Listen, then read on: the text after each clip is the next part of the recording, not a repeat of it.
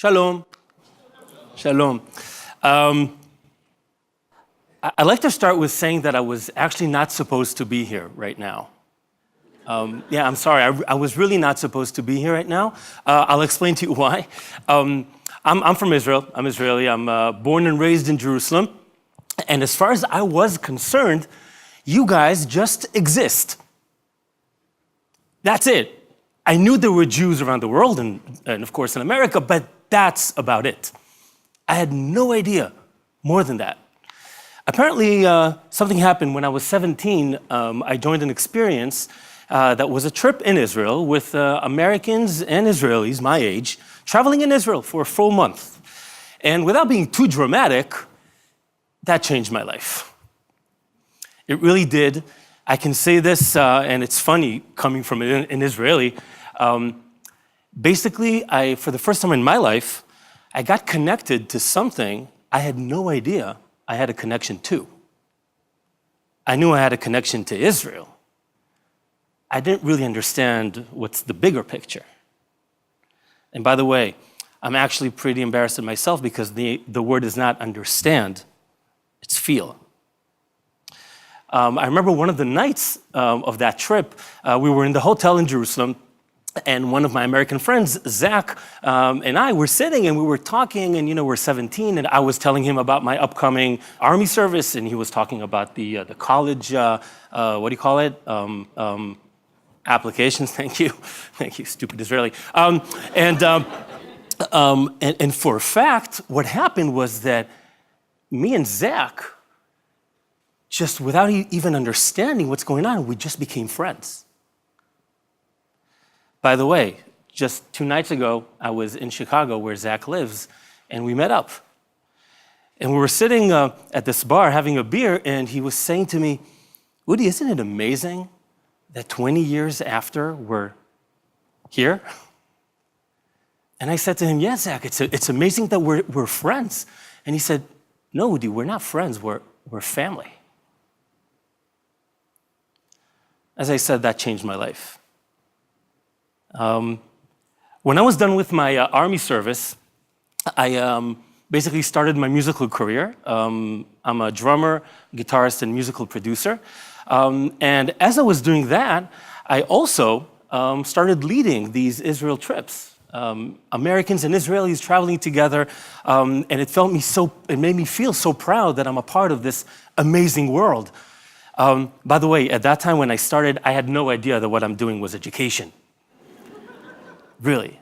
All I knew is that I was doing something which is a part of something which is bigger than I am. And that was amazing. A few years ago, on one of the trips that I led, it was a birthright trip, one of the participants, Dan, came up to me and he said, Udi, sir, so you're an Israeli musician. Is the music that you guys do here in Israel, is it like holiday songs? After I got rid of my being offended face, I mean, not that there's anything wrong with holiday songs. I said to him, actually, no, Dan, why we don't do holiday songs? Why do you think that? Well, he said, with a straight face, he said, well, holiday songs are Jewish songs. You're Jewish. You live in the Jewish state. Makes perfect sense. After I got Dan acquainted with a little bit of Israeli music, and by the way, to be more specific, contemporary Israeli music, I thought about Dan's question. I thought about Dan's knowledge before the trip. I thought about Dan's assumptions. But more importantly, I actually thought about the shock that was all over Dan's face when the other Israelis on the trip and I gave him Israeli music to listen to. Ladies and gentlemen, I can just say this from my own point of view. But there is one thing which is the most important in what we call Israel education.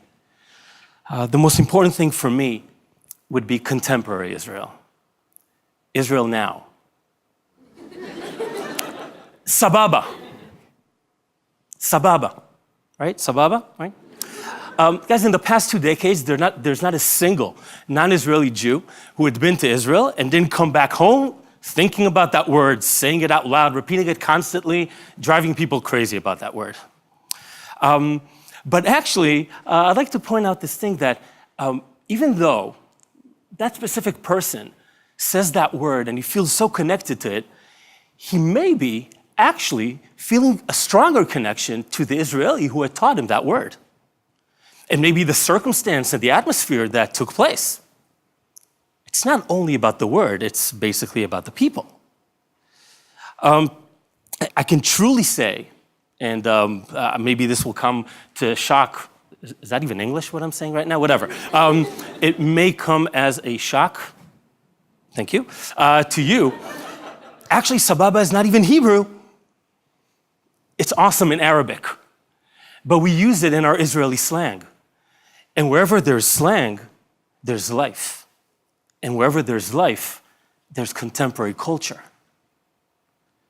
When I think to myself about what I see, the most interesting thing in contemporary Israeli education is what I look at it as the Bible, the Tanakh of true Israeli education, and that would be mifgash. A true mifgash meeting is people with people. No filters, no boundaries, just people. Just like Zach and I. And when you get people just being with each other, you get friends. And that's the most important thing. And I know that as much as probably we all love Israel and we all love the sights of Israel and we all love the stories of Israel, the most important component of Israel is the people of Israel. And by the way, let me say this to you. I'm sure that each and every one of us who's dealing with Israeli education has a list of reasons and circumstances that had brought him to play in this festival. But I'm asking, will that list that each and every one of us has, that we feel so connected to, will that list relate to our kids?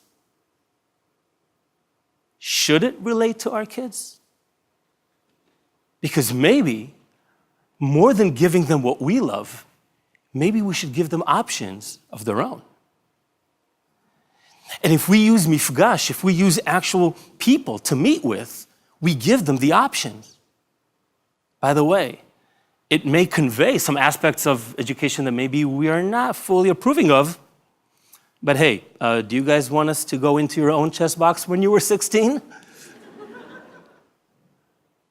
But I'm saying that taking that risk in the bigger picture would be the most amazing thing. Try to imagine school kids here Skyping twice a week with Israeli kids in Haifa. Having that strong connection. The teacher doesn't tell them what to talk about, they're just talking. And they're experiencing things together. Sharing ideas, sharing thoughts. Wow, that's incredible. That's contemporary Israel. And nothing beats authenticity. And meeting with Israelis is the most authentic experience one can have. Because by the way, no one can bring contemporary Israel better than contemporary Israelis. Another great tool that we have is music.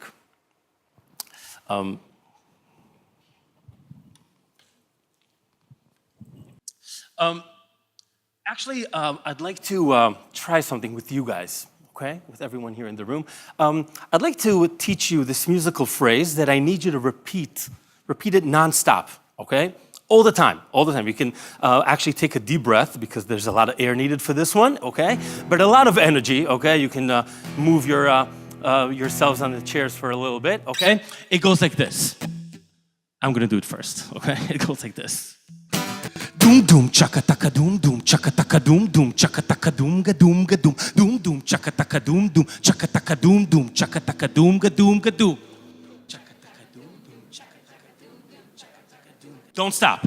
Doom doom chaka taka. Okay, louder. Chaka taka doom. Don't stop. Don't stop. Oi oi oi oi oi. Oi oi oi oi oi. Don't stop. אז מה קרה לך? אני בן אדם בסך הכל תמיד מנסה להיות סבבה. תני לי למה, כמה, כי אני צריך את הריגושים שאת עושה לי שמה. אני ככה שקוע במין חלום, שיא הרגש, אז תביא לי קצת אהבה. אני רק אדם באמצע החיים, בדרך לשמיים. Don't stop.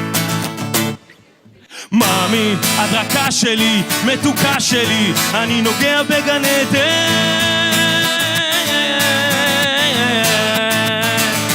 מאמי, את רכה שלי, מתוקה שלי, אני נוגע בגן עדן. דום דום צ'קה טקה דום, צ'קה טקה דום דום, צ'קה טקה דום גדום גדום דום דום, צ'קה טקה דום דום, צ'קה טקה דום דום, צ'קה טקה דום, and die.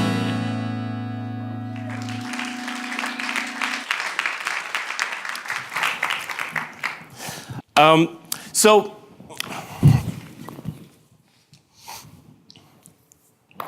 is that going to be edited out?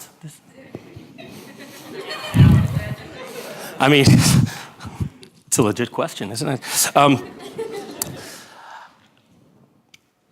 Thank you so much for this. So guys, you see, everybody loves music. Everybody relates to music, and you know what? Music is a mifgash of its own. Right? This is what we had here just now. Maybe some of you haven't heard this song ever in your life. Maybe some of you got a word here and there. But it's all about this feeling. And try to imagine, what if teachers bring contemporary Israeli music to their classes? What if on that Skype talk that we had, the conference Skype call that we talked about before, what if they actually bring Israeli music and talk about it? So kids here will know what Israeli kids are listening to at the same time there. Where's west, east, sorry, whatever, there. Because that's authentic. And with all due respect to holiday songs, which are great, parallel to that, there's a whole culture of Israel. And your kids are going to be amazed with how much music there's going on in Israel. Whether it's rock and roll, hip hop, pop, jazz, heavy metal. All in Hebrew. Try to imagine if you bring a contemporary song, put it in the classroom, even if the kids don't understand a word, just ask them what they feel. They may like it, they may not like it, but they're going to feel something about it. And it's all about that. I have to say that I am getting emotional towards the end of our talk because it reminds me, it was only 2 days ago. They invited me to play for kids at a Sunday school. And I was sitting there in front of the kids. No one knew who I was. They didn't know my music. I had no idea who they were. But there was something super exciting over there. It was authentic because this had no middle people in it. It was this. And I can't even explain to you the excitement that the kids had, even if they didn't understand the words, but for them, it was real. By the way, it was that real that at the end of my performance, one of the kids, a girl, came up to me and she said, "Thank you." And then she said, "How do you say selfie in Hebrew?" Which made me totally think that when you get a mifgash of people and a mifgash of music, you definitely get a mifgash of language. And that language could be either sounds or words, but you get people to feel. You get these kids, not even if they understand the words, they feel them. Personally, 2 days ago at that Sunday school, what was really exciting for me is actually looking at the teacher of the class, because she was sitting at the side and she just let this happen. She did not interfere. And you know what? That teacher also did not know who I was. She took that risk. Ladies and gentlemen, towards the end, I'd like to say that as educators, we always want our kids to love and relate to things that we love and we relate to. But that's not enough. We need to open gates for them. We need to give them options to discover on their own. That is real education. Contemporary Israel is a living animal. It's alive. It's changing. Actually, it changes from not only from one decade to the next one, it changes every day. We live in a crazy country. I urge all of us to take part in this change. Let's flow with that change. Let's be one with that change. Let's be the change. Toda rabba. Thank you. Good luck.